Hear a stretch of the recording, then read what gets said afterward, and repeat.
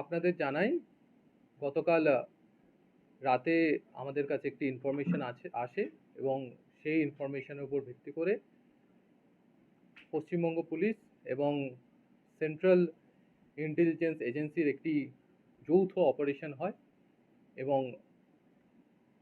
Information আসার সাথে সাথেই সমস্ত ওয়ার্কআউট করে 2 ঘন্টার মধ্যে যে রামেশ্বরম ব্লাস্ট কেস আছে তার 2 জন অভিযুক্তকে গ্রেপ্তার করা হয়।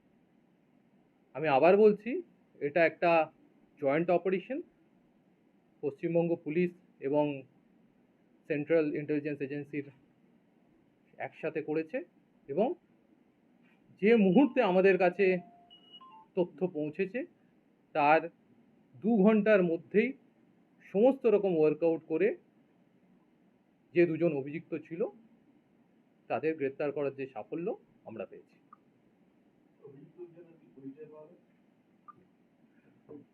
এই বিষয়ে যে কোনো যেটা ইনভেস্টিগেশনের বিষয়ে আপনাদের ইনভেস্টিগেশন এজেন্সি বলতে পারবে, আমরা কিছু বলতে পারবো না। এরা কতদিন ধরে ছিল? সমস্ত ইনভেস্টিগেশন রিলেটেড বিষয়ে ইনভেস্টিগেশন এজেন্সি। কোথা থেকে ধরা হয়েছে? বলছি দীঘার একটা হোটেলের কথা বলা হচ্ছে, ওটা কোন হোটেল? ইনভেস্টিগেশন এজেন্সি, আমরা কিছু বলতে পারবো না।